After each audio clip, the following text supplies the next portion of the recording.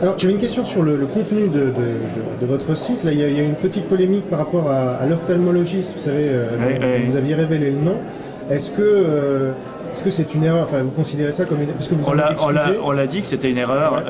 Ouais. Ce qui s'est passé, le déroulé, Arrêt sur Image a fait un très bon décryptage de cette affaire que nous avons publié parce qu'il nous semblait préférable que le retour sur cette affaire et sur le déroulé soit fait par des gens extérieurs, donc extérieurs à notre site, et dont le métier c'est le décryptage des médias, puisque c'est le cœur d'activité d'Arrêt sur Image, plutôt que nous qui pourrions être soupçonnés, à juste titre je pense, d'être dans une auto-justification de ce qu'on a fait. Donc là, on a mis en avant la manière dont Arrêt sur Image l'a fait, qui ne nous épargne pas et qui montre l'erreur que nous avons fait, mais qui montre comment voilà, une erreur journalistique peut être introduite et reproduite, parce que c'est ça qui est grave dans cette affaire, c'est que c'est parti d'une radio, que ça a été repris par d'autres radios, que ça a contaminé l'ensemble de l'écosystème de l'information, et c'est là que nous on a effectivement commis une erreur en révélant son nom, et je pense que le problème c'est qu'on l'a fait pour des bonne raison entre guillemets, c'est-à-dire que la journaliste qui a fait ça pense, comme il y avait au début un témoignage qui s'est avéré faux, mais qui disait que d'autres médecins avaient vu la scène, c'était pas vrai au bout du compte. Le fait de donner le nom de celui qui était en cause exonérer les autres, parce que si on disait un médecin de ce centre dans lequel il y a plusieurs médecins, c'était une manière de jeter le soupçon sur tous.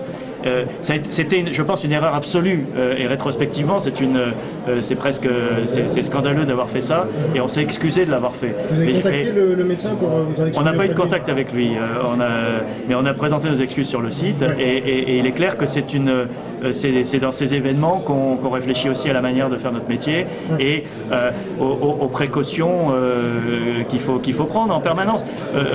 On n'est pas les premiers, et hélas, on ne sera pas les derniers à avoir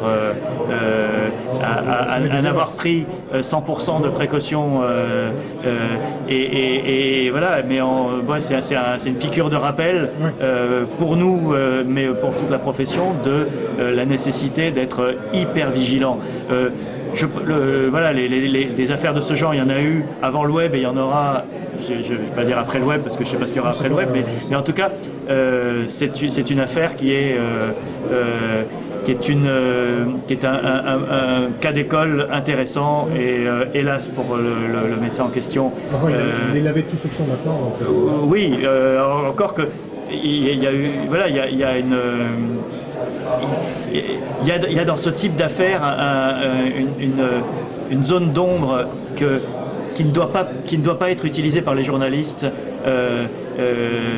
pour oublier la présomption d'innocence. C'est clair que, en l'occurrence, la zone grise dans laquelle se dérouler l'information, puisque témoin, pas témoin, devrait profiter à la personne accusée et pas à son accusateur. Et là, ça n'a pas été le cas.